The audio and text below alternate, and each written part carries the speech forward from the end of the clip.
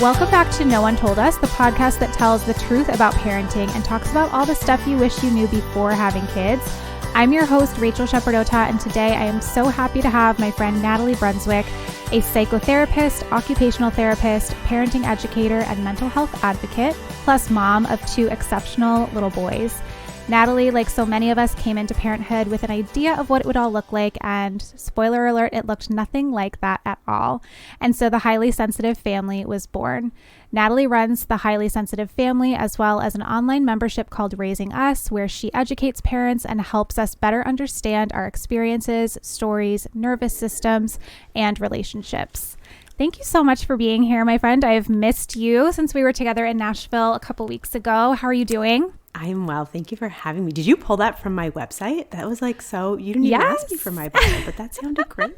Well done with your research team. Well done to Emma, my assistant, who helps me put all this stuff together. Yes. Well done, Emma.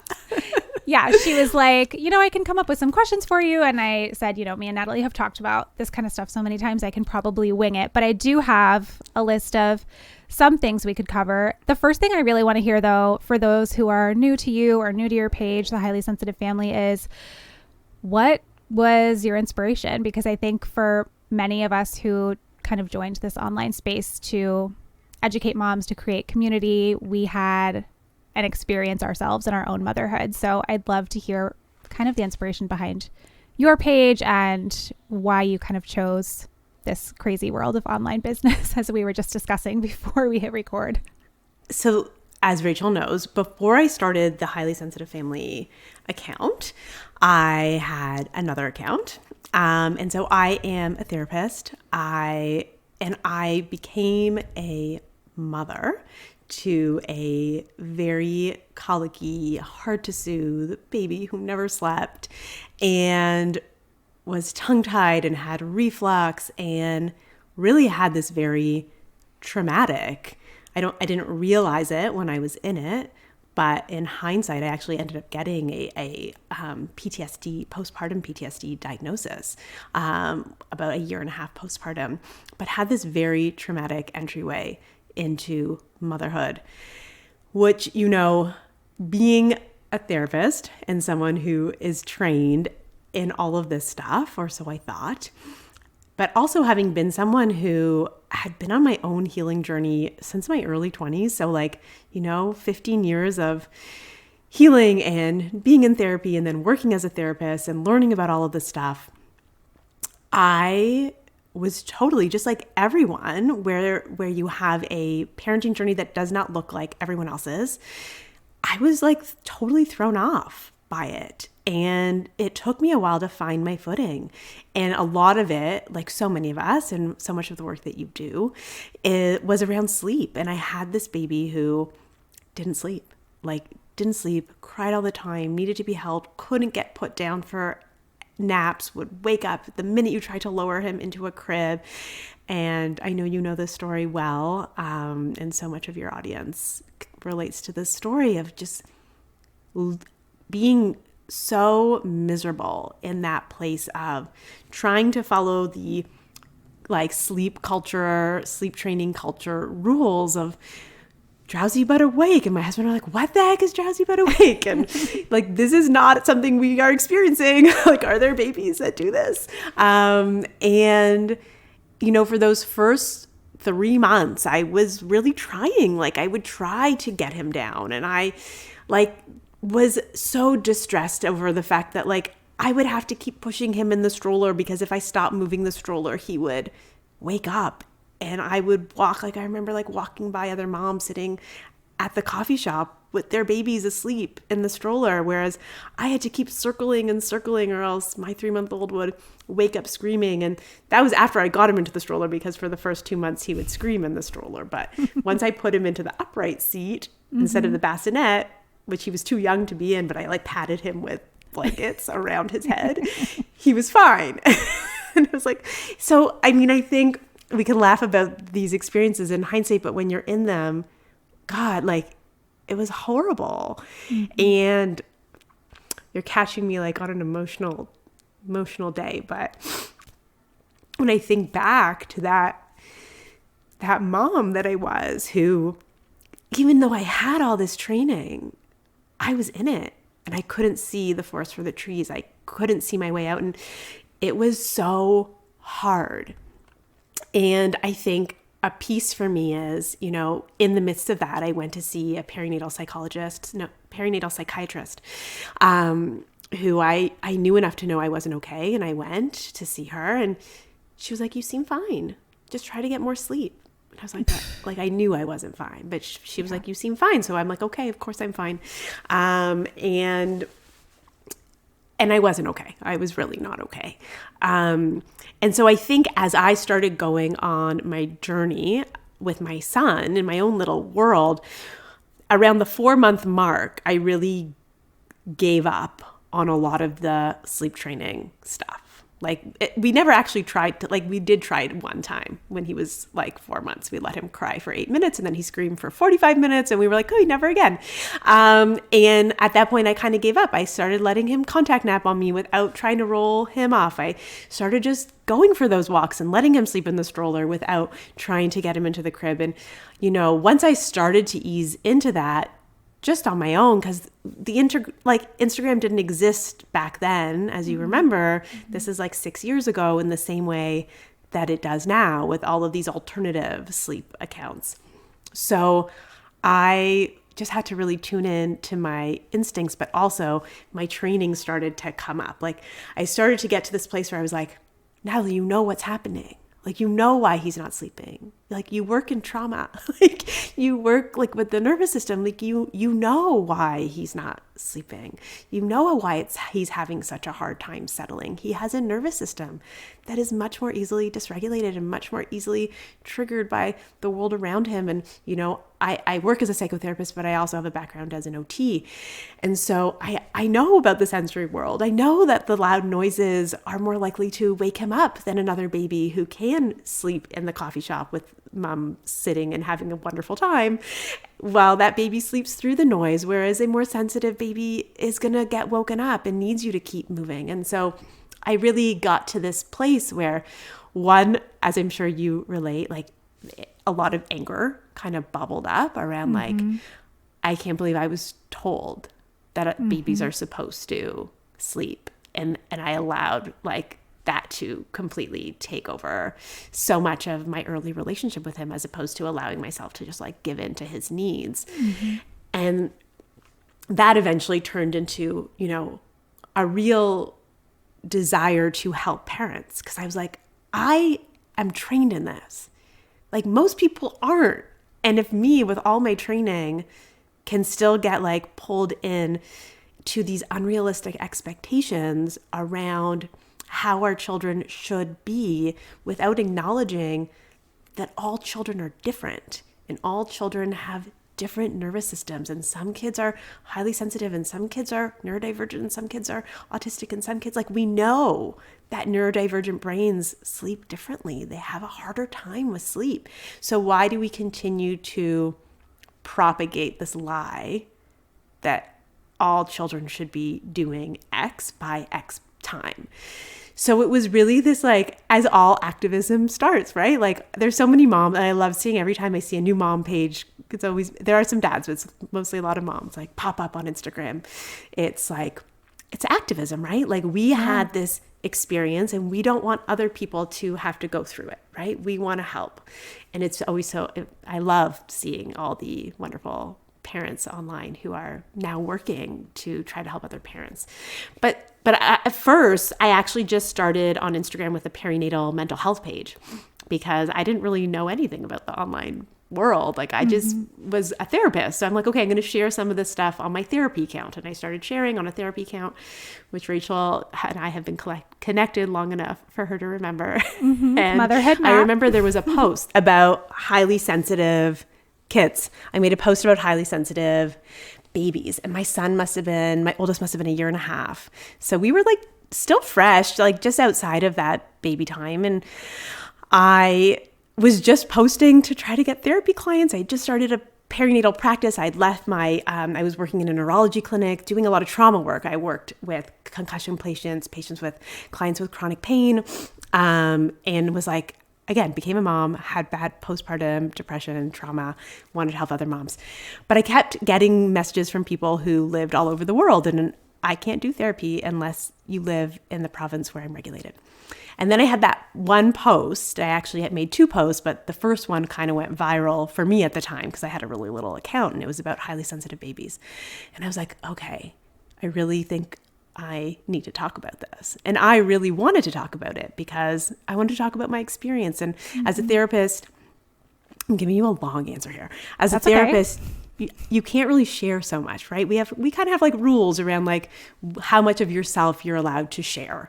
And so I felt running a therapy account that I had to hide a lot of who I was, and I couldn't share as much of my personal story. And so I was like, I'm going to start this account. I'm not going to put my face on there. I'm not going to put my name. We're just going to call it the Highly Sensitive Family. And at the time, that was the only language I had to really understand what was going on for me and my son. Like, he was, again, like I said, I think when I started the Highly Sensitive Family, I'd been running the Motherhood Map for a year. So he was about 2.5 when I decided to start the other account. And I was like, okay, I want to niche down to really talking about this experience of being more sensitive, this experience of having a nervous system that is more tuned to the world around you, that can hear every sound that other people miss and takes in more information and struggles more with sleep. But for me, it really started to move past just the sleep piece into that greater experience that all, at the time I was really speaking to that highly sensitive person experience. It has changed since then, and we can talk more about that.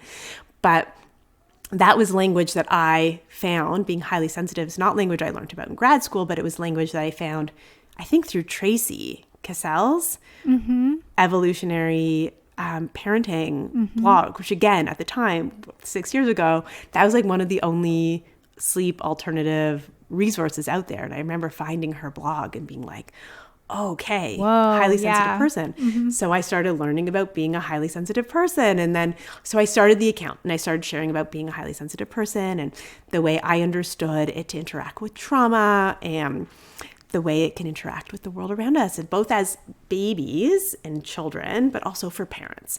And so I think something that there's lots of reasons why I started that account. One of them, because I wanted to speak about this topic and I wanted to be able to share more of myself than I felt like I could on a therapy page.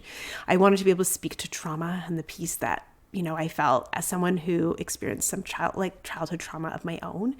I felt like there was so much shame for parents who came into the world of parenting with these trauma experiences. And so if you are someone who is highly sensitive or neurodivergent, you are more likely to be impacted by childhood traumas. Therefore, you're more likely to carry that into your parenting journey and therefore more likely to get triggered by your kids. And yet there's so much shame. There's so much deep shame for parents around reacting, yelling. And I think I wanted to be able to share and speak to that.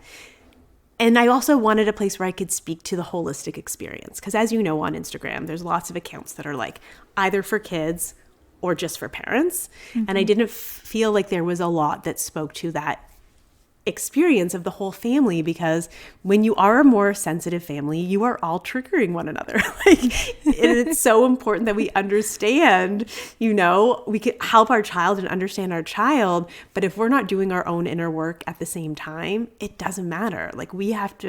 We pass on our nervous system. So if I have a highly sensitive kid, I have an autistic kid, I have a kid with ADHD, odds are good either mom or dad are carrying some of those traits inside of them as well. And so we have to do the work too. And I think what's beautiful about understanding our kids' sensitivity in whatever way their neurodivergence is showing up is that for so many parents, it allows us the opportunity to see it in ourselves for the first time as well. That's the long answer to your seemingly short question. No, it was the perfect answer. And you touched on this a little bit, and we're going to take a quick break. But when we come back, I would love for you to talk more about this. What are those signs? Because like you said, you were trained in this and you kind of knew, more than maybe the average person does about themselves. You're very self-aware and had been working on your own healing journey for so long. But when we come back from the break, I would love for you to talk more about how you knew that your son was highly sensitive and what that meant at the time and what it means for you now. So we'll take a quick break.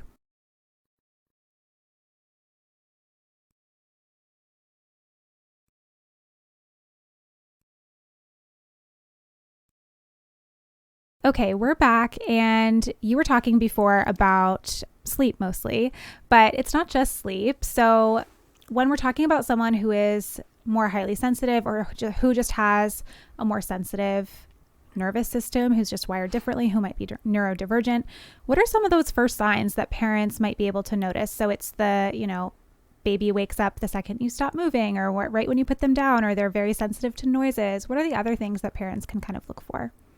Well, I think what's important to know is that it shows up differently for all of our kids and for ourselves as well. But the really important piece around sensitivity is what often happens. There's sensitivity itself. Okay. So there's sense, and the language I like to use is sensitively wired, because it includes all of the people who are in my community, some of whom are highly sensitive, some of whom are autistic, some of whom identify with having ADHD, giftedness, but this whole umbrella of neurodivergence under which highly sensitive is included. It falls into that category of being neurodivergent, as well as folks who have trauma. And that could be a baby who had a birth trauma. That could be a parent who had childhood traumas or a birth trauma themselves. So what's important to remember about this group of people who by design have these nervous systems that are more sensitive to both the world around them, but also the world inside of them, is that stress can often exacerbate the trait, the signs, the experiences of that sensitively wired person. So, and the reason why I say that is because there's parents in my community who will say, I have a highly sensitive daughter, but she was the most easygoing baby. Mm-hmm. Never had a problem with sleep. It was so easy, slept all the time. But then when they became a toddler or a preschooler, I started to really notice a lot of these traits of being highly sensitive or anxiety, or whatever it might be for that individual. And so that could be because of, stress, and there's good stress and there's bad stress, and we won't get into a whole workshop on stress, but stress can build in our little bodies, right? And so let's say there was no early stress, right? Let's say, you take a child who had a pretty easy easy pregnancy, pretty easy birth, and maybe on the spectrum of sensitivity, when we talk about high sensitivity, or we talk about orchids and dandelions, to use Thomas Boyd, is that? Yeah. I have his book right here. Which book is it? The Orchid and the Dandelion. The Orchid and the Dandelion. Yes, here it is. Thomas Boyce. Is it Thomas Boyd? Boyce. Okay, I knew I was Boyce, off by just a tiny fraction there. Yeah. So, we can understand the way both, so the work of being highly sensitive people, that comes from Elaine Aron. Mm-hmm. And his work uses more of that language of dandelion, orchid, but we're all talking about the same thing. And so the idea is there's 30% of the population falls into that category of being highly sensitive. 40% of the population falls into that category of being moderately sensitive. 30% of the population falls into the category of being not very sensitive. What does that mean? The people who are not very sensitive are kind of like those sturdy people. Doesn't matter what environment you put them in, they're going to thrive. They can thrive in a good environment. They can thrive in a bad environment. They're kind of they're not affected by the environment as much as our kids on the other end of the spectrum who are more sensitive. So what does that mean? If you're born in this highly sensitive body, or you're born in this orchid body, so orchid is equal to that highly sensitive, dandelion is that low sensitive, you're a sturdy dandelion, you're a weed, you can grow in whatever soil, you'll thrive, doesn't matter what environment you have. But for those who are more highly sensitive, but this also is relevant for those who are neurodivergent, who are, who have different neurodivergences, but have this more sensitively wired nervous system, it means that you're more impacted by stress. And so you might come in and be sort of in that middle, range between moderate and high sensitivity. But then as that load of stress builds throughout your little life, you might start to creep over. And yet that sensitivity might start to get expressed more and more as that load of stress inside of your body builds. And if you're not given opportunities to discharge the stress, so stress in of itself isn't actually bad, but we need to actually be able to discharge that stress. And so if we're not actually given adequate opportunities to do that, if we're not given adequate opportunities to co-regulate with our grown-ups, to return to baseline, to have moments of rest and recovery, and that builds and builds and builds, then yes, we can start to see that a child who previously seemed like they weren't sensitive at all suddenly are now expressing all of this. And so we are now entering a question of like, what is it, right? How much of this is genetics? How much of this is environment? And it really is an interactive effect. We are born with a baseline, and then the environment can shift where we end up, which is why I started my account in the first place. Because for me, it was like, if parents could understand that for this category of child, your parenting matters more, which feels like so much pressure to be putting on a parent, right? Which is why it's such a hard message to like package up. No, but it's true. But it matters more, right? It matters more because these are the adults I see in my practice, like in my therapy practice. These are the adults who still remember being bullied when they were, in the 3rd grade, and the adults who still remember like daycare drop off being really, really like crying at, like, I have adult clients who remember those moments. And so we obviously can't be perfect parents, but it is so important that where we do have control, that we tune out the outside noise and we instead tune in to our children and their needs. But the flip side to that is that if you are a parent parenting a child like this, it's hard and you need more support. Like, it is hard. No one like warns you how much time you're going to spend like thinking about where you're going to send them to school. And when that first school doesn't work out, where are you going to send them for that second school? And then making that decision to homeschool them because you've tried 4 schools and none of them are working. And it is so difficult for parents. But if we don't teach parents that like, this is because your child's nervous system, they just came into the world like this, parents will wrongly believe that it's their fault, like they're doing something wrong, when in reality it's like the school is probably too loud, or there's too many kids, or the teacher's not, they're not accommodating enough for your child's needs. And so to come full circle back to what you asked me with my long-winded answers, which is, how do I know, right? How do I know if my child is you asked specifically about highly sensitive, oftentimes we will see with little kids, we will see that they have a harder time regulating because their nervous systems are so much more impacted by everything that's happening around them. So there's a big sensory piece. A big piece of being a highly sensitive person is that you are more hypersensitive to the sensory world. So that noise, you hear it louder. That smell, you smell it more. That like ache in your belly, that tooth that's coming through, you feel it more. Whereas the non-sensitive baby sleeps through that new tooth coming in.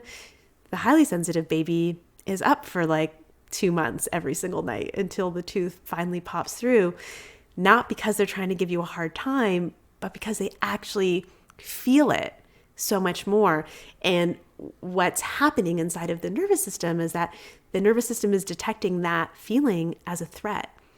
And it's going danger. This is like something bad's happening. And then they start to cry. And then our job as the parent is to help them, to soothe them, and to remind them that they are safe.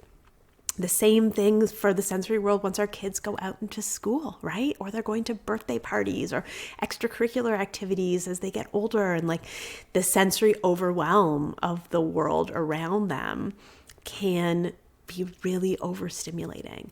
And so what we will see with our kids is that they'll be prone to meltdowns, they'll have more separation anxiety, they'll struggle with anxiety. And we see that anxiety more so in our older kids, but in our little ones, it'll manifest as that separation anxiety. And so that's a big piece. Another piece of the highly sensitive profile is depth of processing. So our kids and ourselves who are highly sensitive think about things more.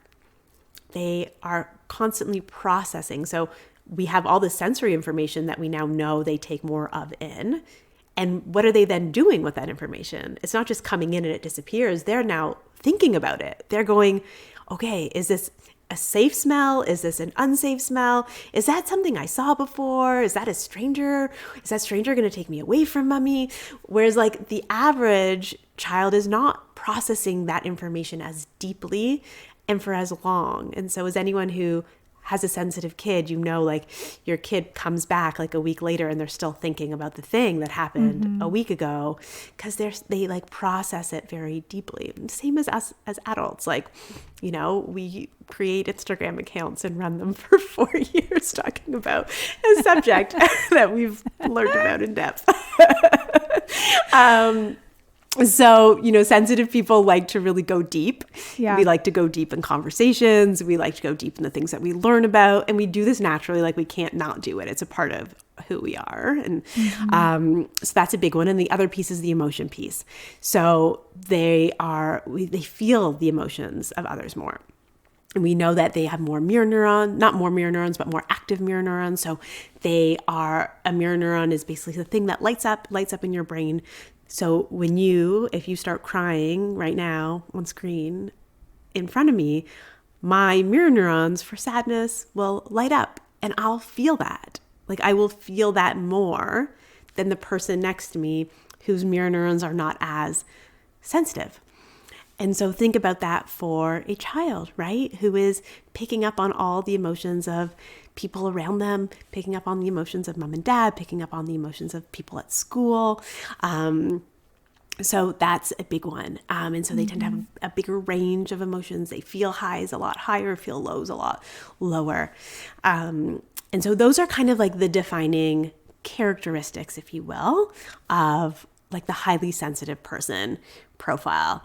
Now to go into sort of a lot of the controversy, which I know you wanted to talk about online between like the neurodivergent world and the highly sensitive world, is that, you know, the autistic community, many people in the autistic community would say all of that describes me. And as you know, Rachel, I recently like went through the assessment process for autism and I got a diagnosis.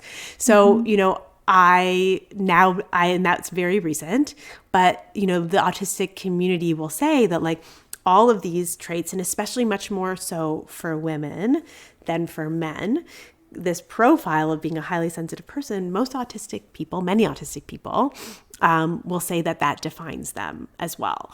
And so the lines are pretty blurry between what is, you know, a highly sensitive person versus, you know, an autistic person, but they are different. And to get a diagnosis of autism, there has to be a lot more present. So you can think of it like all of those parts I just described will be present in a child and an adult who will get an autism diagnosis. But in order to get that diagnosis, there has to be a lot more stuff present, a lot more diagnostic criteria present, which we won't go into because that's a whole other workshop. Come join Raising Us. Come watch the exactly. You'll learn all of this. But they are separate. There are people who are highly sensitive and will never get a diagnosis. And then there are many people who will find their way to the autism diagnosis that maybe their child will one day get or they might get themselves through the world of high sensitivity. And that was really to come back to your first question, like why I started the account and why if you go back to my first post, I actually talk about this, which is like most kids who are highly sensitive will one day get another label. Like they will one day get like an anxiety or ADHD or autism. Like I knew that when I started the account.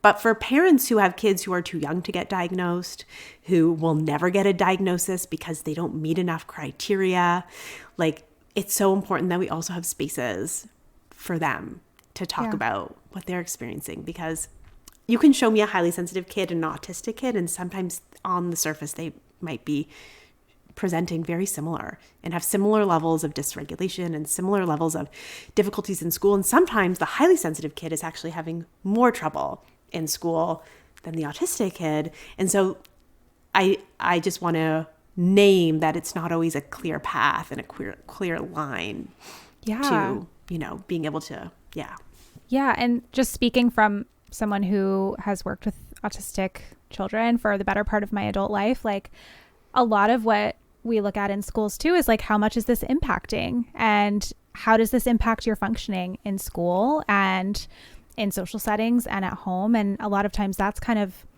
almost a barrier too of getting a diagnosis or getting support is, well, this isn't impacting them 100%. enough. So, we're not going to slap this label on them.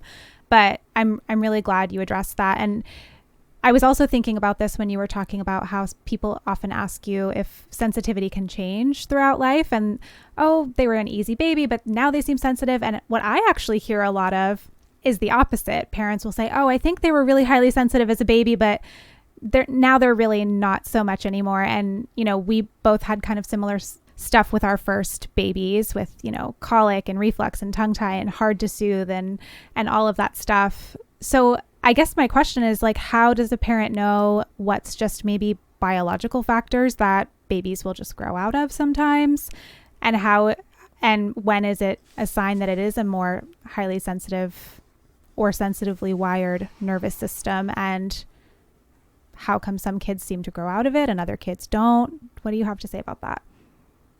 Well, there's lots of reasons, right? So it could be that the child never was a highly sensitive child to begin with, and maybe they were just in like extreme amounts of pain, right? And if you're in extreme amounts of pain all the time, right? Or there was a traumatic birth, or like something very acute was happening, and then that thing resolved, then yeah, of course it makes sense that like that child would come back to baseline. But what we also know about sensitively wired kids, highly sensitive kids who have certain temperament traits. There's work around vantage sensitivity, differential susceptibility. And the idea is that these kids, while, like, as I was talking about earlier, they are more negatively impacted by their environments, these same kids are more positively impacted by their environments than the dandelions. Mm-hmm. So you take a kid like this who's super colicky and, cries all the time, super dysregulated, and you give them all kinds of co-regulation and you give them all kinds of nurturance and you help their nervous systems settle into the world, because maybe they were a sensitive kid that then had a birth trauma and that took their already present sensitivity and put it on steroids.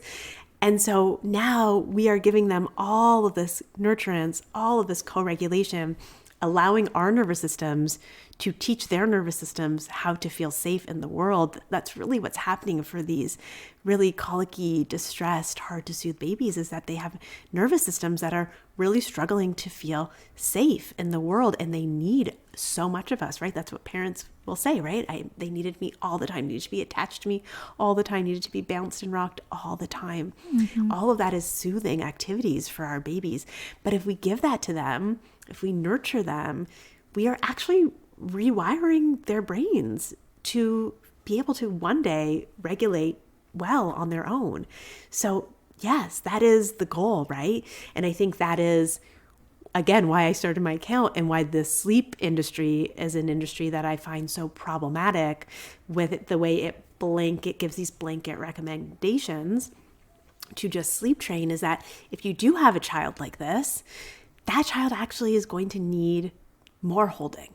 That child is actually going to need more soothing. Not every child needs that much soothing, right? There are those children who they are dandelions. You can just put them down and they're not going to be at a deficit because you didn't hold them all the time and rock them. But for those kids who are the orchids and also maybe throw in some traumas, tongue ties, really difficult stuff that might have happened at the beginning of their journey, and if we do not give that to them, the thing that they're asking for, we are then not allowing that process that we actually know can happen, which is the more we give, the more we're going to help them thrive. If we don't give that to them, then we actually don't see what you're describing. You see happening with some of your families, which is, you have this really hard to soothe baby who now becomes this really well-regulated toddler. But that actually fits what the research tells us about these sensitive kids. They do better, like as teenagers, sensitive teenagers do better in therapy than the average kid. Sensitive adults do better in therapy. Like, we thrive under positive, nurturing environments And we flounder in environments that are bereft of that support, that emotional support, that regulation support that we need. I love that. And I think that what's also so difficult that we need to talk about too is it's so hard for some parents to provide that co-regulation that is needed. So we're going to take one more quick break. And when we come back, I would love to talk about that.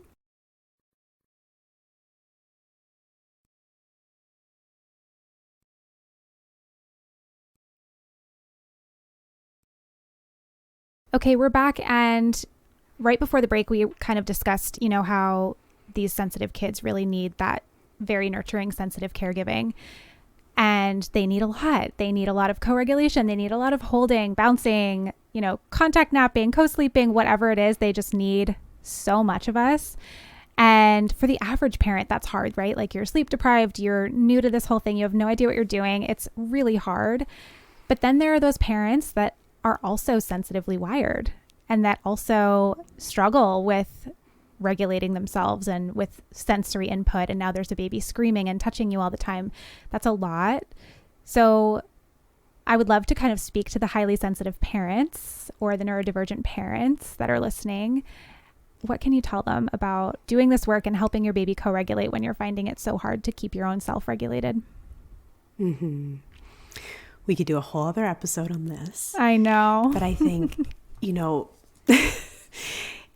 I think the starting point is, okay, if we can acknowledge that the sensitive neurodivergent baby, toddler, child needs more help, then we also have to recognize that the sensitive neurodivergent parent needs more help.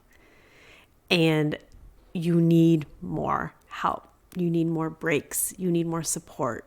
You need more than you probably are getting. And so I think this is going to look different for everyone. And this is why it's such a hard conversation to have, because we all have different resources. We all have different villages. We all have different, like some people have no one, right? No one to hold the baby. And so then what do you do, right? And so I think it's a very personal question that everyone has to ask themselves, which is, how can I creatively get my needs met in a season? Because, every season is different.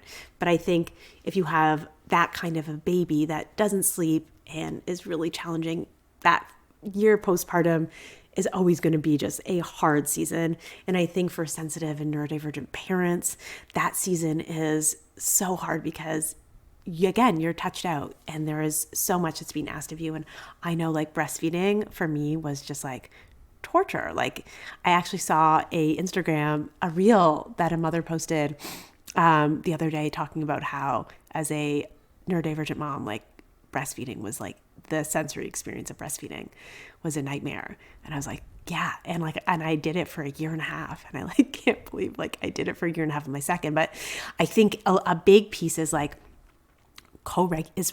regulating ourselves. So like, what do I need in order to be more regulated?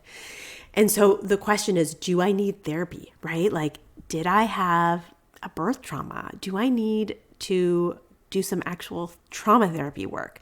Because so much of what I see with parents is that they actually are traumatized and then they're trying to regulate with their child, but they're in a place of fight or flight all the time because they likely either had their childhood traumas got opened up the moment they had a baby, or got exacerbated by a traumatic birth or, IVF journey or pregnancy or postpartum or whatever it was. And so when we are walking around with these open wounds and we are our traumas are out there, it is very hard for us to stay regulated. It's also when you have a child who's crying a lot, you're going to get triggered, right? The sensory experience of that is going to be triggering. And so is there actual like therapy that I need to do? The other piece around that is just having someone who can hold space for the emotions that you're feeling, the grief that you might be feeling.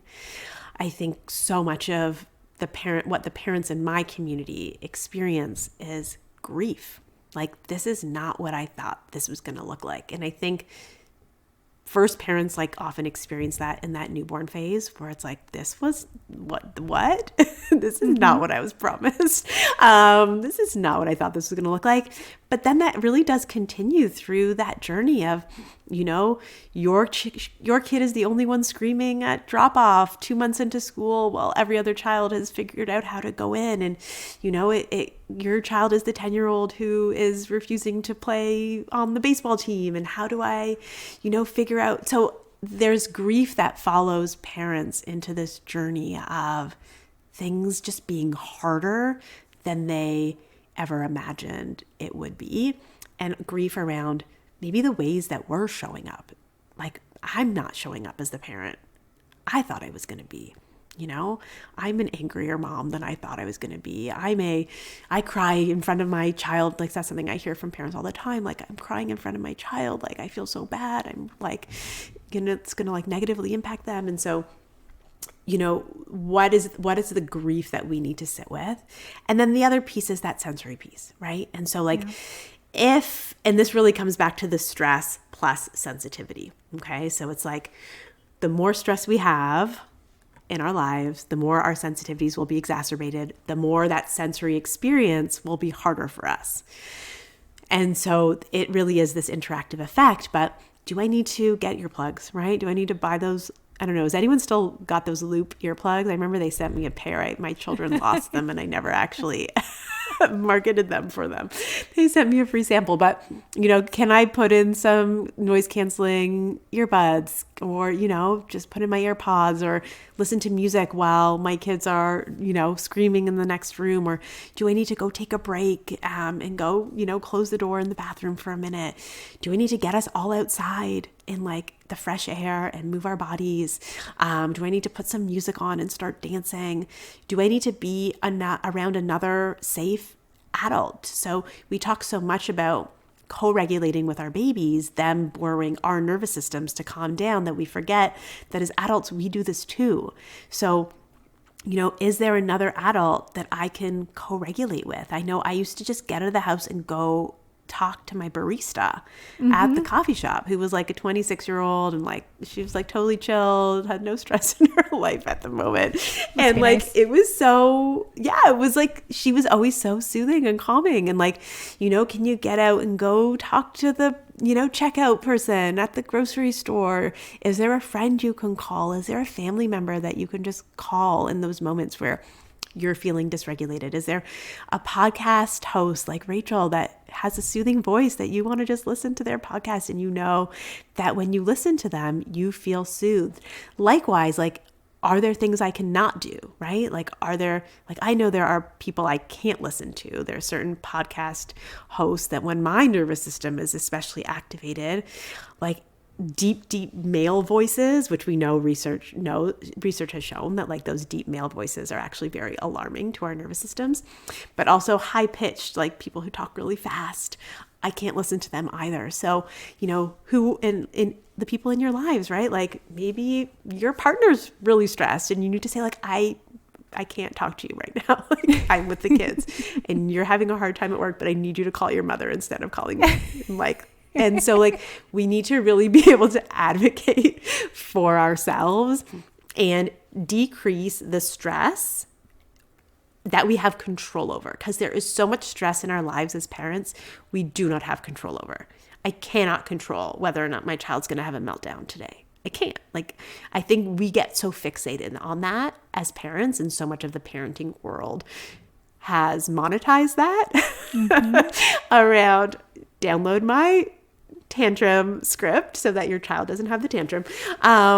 But those are actually things we don't have that much control over, right? Like, our child is going to have the meltdown, likely regardless at some point. Maybe if it didn't happen in that moment, it's going to happen, you know, an hour from now. So what are the things we can control? Let's focus on, you know, the external world, the external sensory soothing things that we can bring into our lives. What are the grating sensory things we can remove? So can I put on sunglasses instead of, you know, squinting? Because that light outside, even though I'm not aware of it, is taking a toll on my nervous system. It is, making my window of tolerance, which we haven't talked about yet. But it's decreasing my capacity to handle another stressor. So sunlight coming in means the next noise my child makes is I'm less likely to tolerate it. It seems like such a small thing, but we have to think of the sensory world is the way we receive information. And so anything that's coming into our brain is coming through one of our sensory pieces, right? Our eyes, our ears, our nose. Am I not going to wear those jeans today because they're going to be too tight? And by midway through the day, I'm going to be screaming at my kids and I'm not going to know why. It's probably because I decided to wear the jeans or wear the headband that's digging into my head, or, really start to think about the sensory world and what are the things that are soothing and what are the things that are not, and bring in more of the soothing stuff, get rid of the stuff that's not. And then the other piece is self-talk. How am I speaking to myself? This takes a toll on us as well when we are not kind. So when I am yelling at myself, when I am harsh with myself, or when I'm catastrophizing and saying things like, well, the whole day's ruined because they didn't take the nap, or, we're never going to get to school on time and whatever. When I talk to myself in that critical way, in that anxious way, it is also depleting my reserves and it is taking a toll on my nervous system. And so we just have the one nervous system and it does all the jobs and it is impacted by all the things, whether that is the world around us, the sensory world around us, the sensory world within us, or the thoughts that we are having and the way that we speak to ourselves. So that's the big long answer to that one. No, it's so helpful. And I know so much of this is so much easier said than done, but it really is like a muscle that you have to just practice. And sometimes we just have to fake it till we make it and just try on a whole different bunch of things and see what's going to work for us, because it'll be a little different for all of us, just like there are different things that work differently for our babies, right?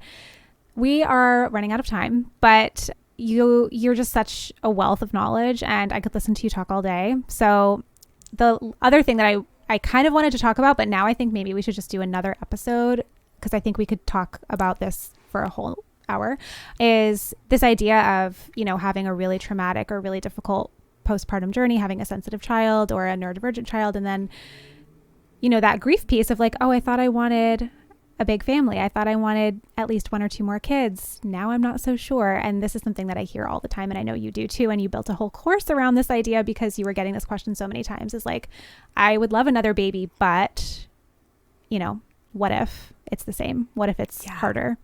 I know you have a lot of content around that already, and maybe we'll bring you back for another episode dedicated to just that, because I think that's another huge piece. Yeah. I love talking about it. And yes, I built a 20-hour course called I'd Love Another Baby But.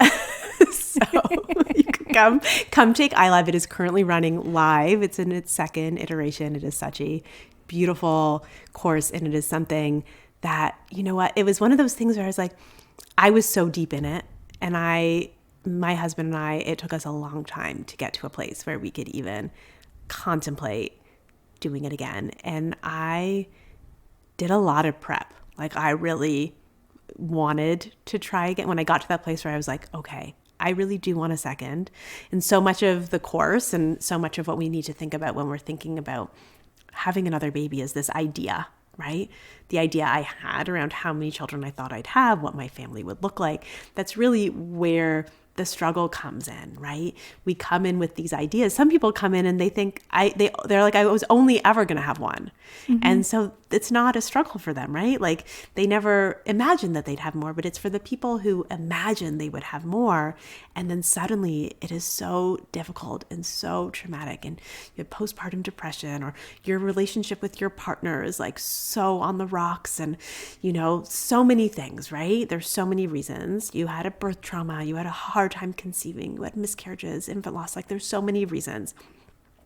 But this having a really difficult baby is a really common one.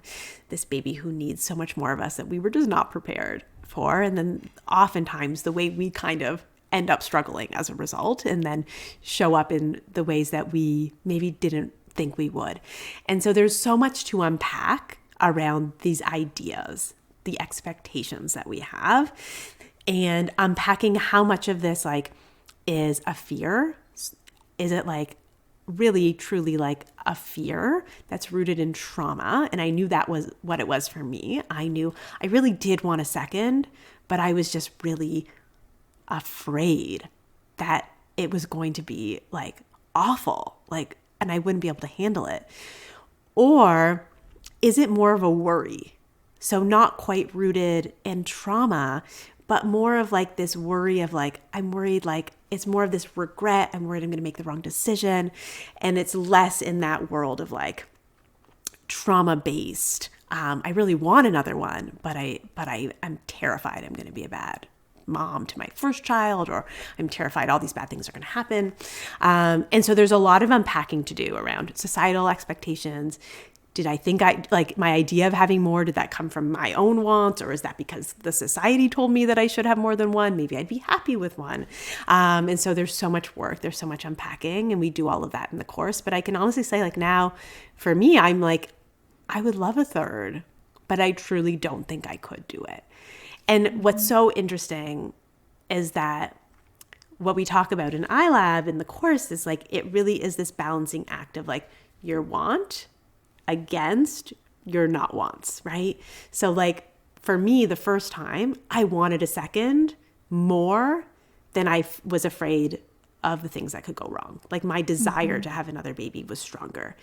But now I've had my second. I would love a third, but my desire for a third in this moment is not stronger than the absolute nausea I feel when I think about having to be pregnant again, when I think about not sleeping again, when I think about having to breastfeed again. Like I feel ill when I think about doing that. Like I truly feel I feel sick. like that's how you, and I did feel, I felt that. Well, but that's what's interesting. I actually felt all those things after my first as well. And that's what's so interesting. But that feeling went away. But that feeling went away. That feeling went away when my first was around like 2.5. Yeah, went away. Yeah. Okay. No, I was pregnant by the time he was 2.5. But by the time he was 2, it went away. And so my youngest is now like 2.5 and it still hasn't gone away. And so I'm not getting pregnant anytime soon.